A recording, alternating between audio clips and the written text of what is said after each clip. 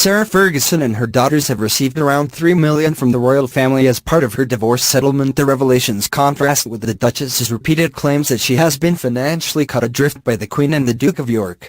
The Duchess, who last weekend was the victim of a tabloid newspaper sting in which she offered to sell access to her former husband for $500,000, was secretly filmed twice claiming her divorce settlement was zero. She then upped the figure to $15,000.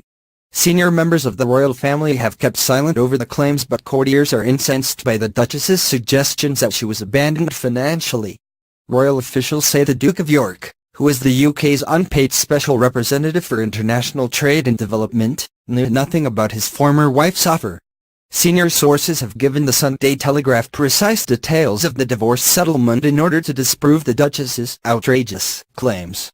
Her package agreed in 1996, when the couple divorced, included $500,000 provided by the Queen for her to buy a new house for her and her children, $1.4 million provided by the Queen to set up a trust fund for Princesses Beatrice and Eugenie, $350,000 in cash provided by the Queen, which had no restrictions on its use, an agreement that the Duke of York would pay his daughter's private school and university fees, a modest monthly allowance which it is believed was then based on the Duke of York's salary as a Royal Navy officer.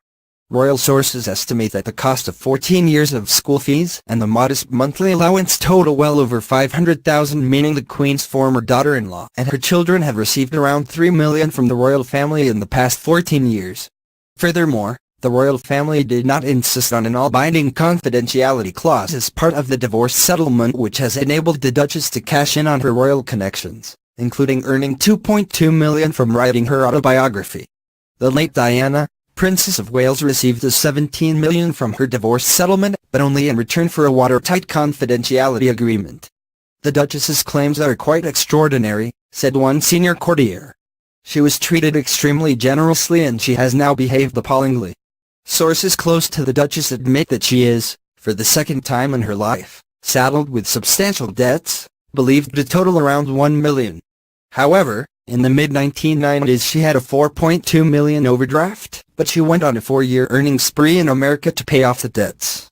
The Duchess, who is 50, could face scrutiny from Her Majesty's Revenue and Customs over the cash for access claims.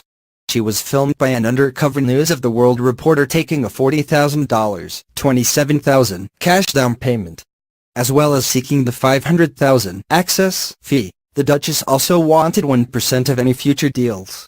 Furthermore, the newspaper reported its whistleblower claimed the Duchess had sought access payments from others before the sting.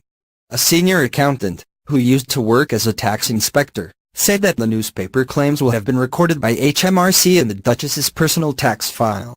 The Duchess has, however, now returned the $40,000 to the paper and has denied receiving any other money in return for introductions to the Duke. Friends of the Duchess continue to insist that her financial plight is the result of her poor divorce settlement. One source disclosed that about 10 years ago she took legal advice from Anthony Julius, of Michon de Rea, one of the country's best-known divorce lawyers, with a view to trying to go back to the royal family and renegotiate the settlement. They say that Mr. Julius was outraged by how small the settlement was, but the Duchess in the end did not pursue a new deal. The Duchess has already publicly apologized for her serious error of judgment in falling for the sting. She also filmed a 10-minute interview on Friday for the Oprah Winfrey Show. This will be screened on Tuesday and will show her again apologizing for her behavior. With her daughters now grown up, the Duchess is considering moving to the U.S. and basing herself in either New York or Los Angeles. She wouldn't be running away, but that is where she has to make money, said one source. The Duchess insists that she will once again turn to media, publishing and licensing deals to pay off her debts.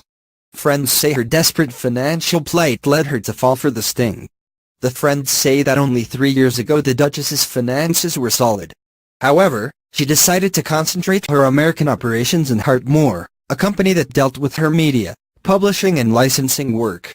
The anticipated earnings never materialized, and last year Hartmore folded with debts of $650,000. The Duchess has since been sued in Britain for alleged debt to a firm of solicitors of nearly $200,000, although it is understood some of the money has now been paid.